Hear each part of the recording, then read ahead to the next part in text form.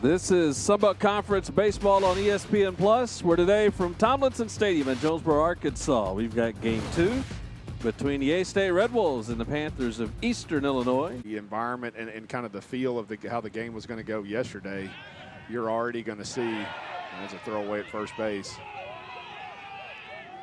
And Stanley is going to get all the way to third, and they got him. Wow. Yes, they did. So he got a little greedy.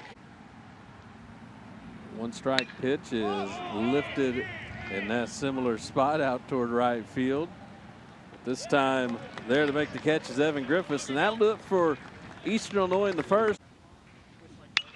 Inkskov hits this one toward the gap in the short right center. It's going to hold up long enough to get chased down by Ethan Rossi. Keep seeing the baseball, keep swinging, and it'll turn around for you. Pulls this one over to third base where Raul Torres fields and throws. So Jack Nelson works a 1-2-3 second. Knows his strike zone. Sees the ball well. That ball's out. It's a great at bat right there. I mean, it's wide open over here on the right side. Great at bat. Back-to-back walks. Did you know that was possible? Oh, and today hit him on the foot. It did. Oh. And the bases are loaded with nobody out. Yeah. If you can. Baseball being nice. a funny game. And they bobble that, and they're only going to get one out. But Arkansas State, the game turned in the second inning when Arkansas State had bases loaded, nobody out, and scored one run. Yep. In the men's game, men's basketball down in Monroe with A-State leading by 7. And there's a laced base hit up the middle for McLaughlin to bring home cross jumper and put A-State on top 2-0. Still 2 on with just 1 out for Cole Manuel. That one gets away from the catcher Melton, and both runners are going to advance. You're already starting to see some movement down towards the bullpen. Nice There's job. A grounder to the second baseman to bring across a run. That's a great piece of hitting right there. You battle to a full count. You get a pitch out over the plate that you can handle. We saw him hit a routine base hit to left to start the game yesterday and turned it into a double. Here he hits a grounder over to second base. Alexander's able to retire him to stop Arkansas State in the second, but the Red Wolves pick up 3 runs, and they do it on 1 hit. Send some folks out to the bullpen as Peters hits this one in a troubled spot. Wow. A sliding grab by Lane Walton as he comes in for out number 2. Wow. Do that. Another fastball. And he caught Stanley pitch. looking for another strikeout. 4th of the day for Nelson in any way, shape, or form. And Inkskov hits this one hard out to left, and that is going to get out of here for a solo home run off the bat of Inkskov. Wow, you know, that's a 2-strike approach there. And if anybody ever tells you you can't have power numbers choked up, he was choked up about 2 inches on the bat here with 2 strikes. He gets a fastball 90 miles an hour, really almost middle, and does not miss that baseball. That was a very shortened, it was a very shortened 2-strike swing. He stayed compact and just got into it. You can see how much he's choked up there. His first home run of the year, his 3rd RBI, and it's a 4-0 Arkansas State lead. You know, it's a great at bat. Cross jumper followed the Griffiths walk with a walk of his own. And on the first pitch, jumper grounds out, and that'll do it for Arkansas State. And on 3 and 2, he hits this one a ton out to right center, and that's going to carry out of here for a solo home run. Yeah, James Love's got a lot of pop in his bat. He's got a great swing. He forced, you know, he laid off of a couple of pitches to get to that full count. He earned that fastball that was out over the plate. We saw him yesterday. Puts a great swing on it, put it right where it's supposed to be, and put a charge into it. That's a great swing. His 1-2 pitch is hit well out to right. Griffiths going back, and that's going to go up against the top of the wall. Rossi is going to hold up at second with a 2-out double to extend the inning. The 0-2. And he hit him. Slider. Tried to get a slider underneath his hands. He likes that pitch for righties and tries to drop it right underneath his hand.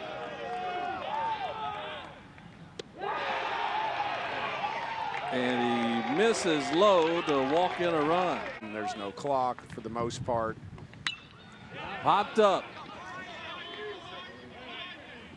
Lane Walton goes back and grabs it.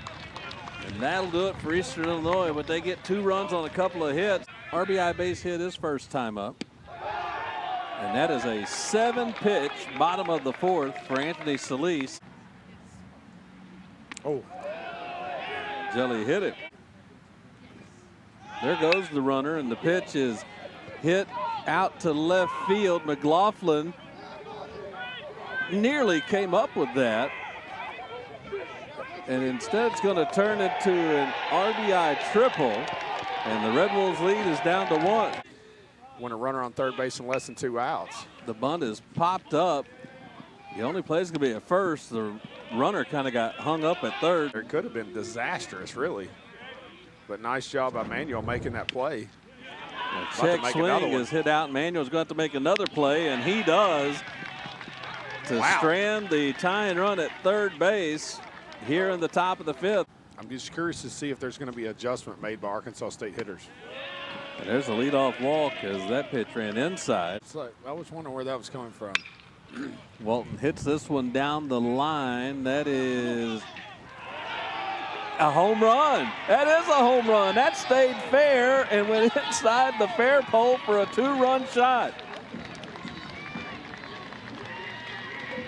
I was just going to say, Lane, you need to slow down, buddy. He nearly caught Manuel. Manuel just beat him home by a step.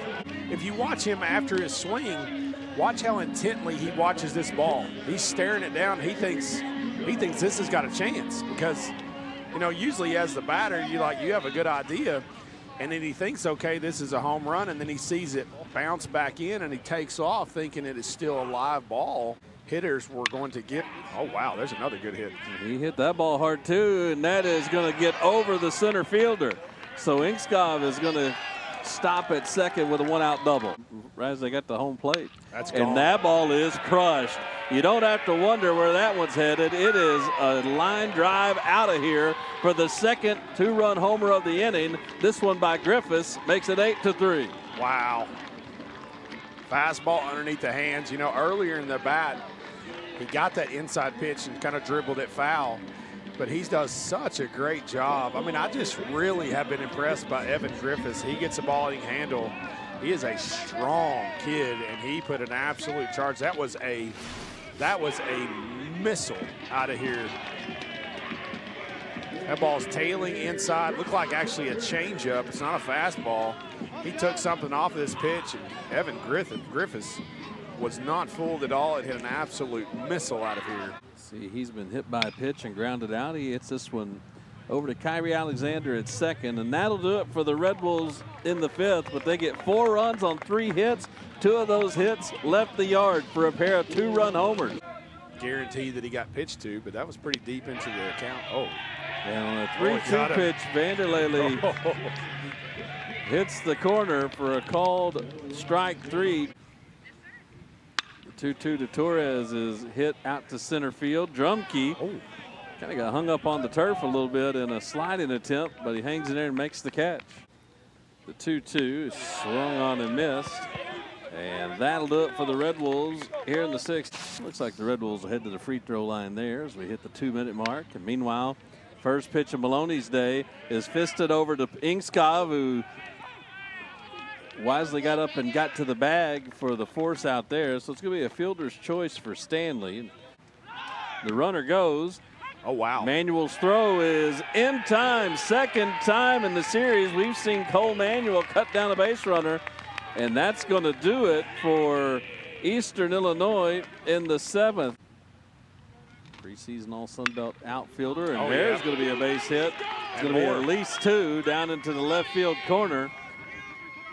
And I say at least 2 because he was going to give it a hard look as well. He was going to try to turn that into a triple. To say, if you don't field that cleanly, he may turn that into a triple. Like you say, defensive slugfest. That ball's out of here. And Inkskov knows it. So does the left fielder, Stanley. Second home run of the day for Patrick Inkskov. This one a 2-run blast to make it 10-3.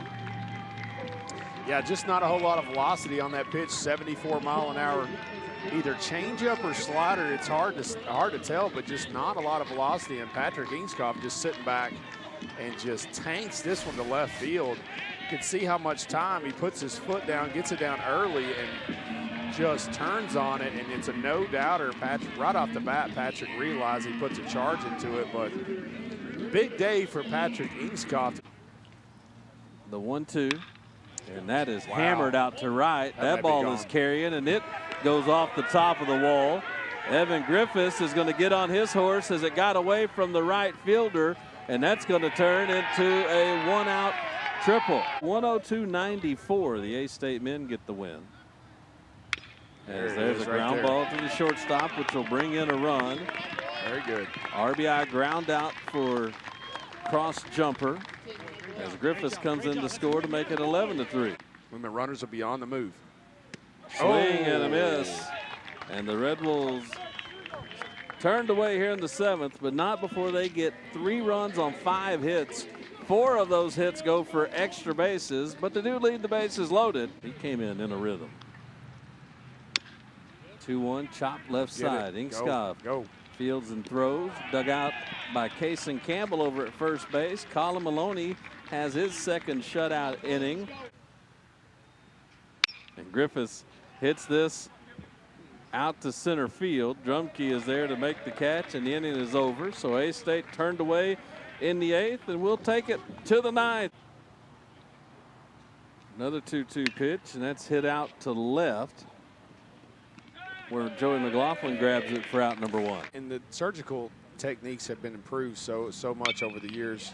This could do it as A-State goes to second for 1. The turn is in time, and the Red Wolves roll up a double play to close out this 11-3 win. Remind you the final in this one is A-State 11 and Eastern Illinois 3.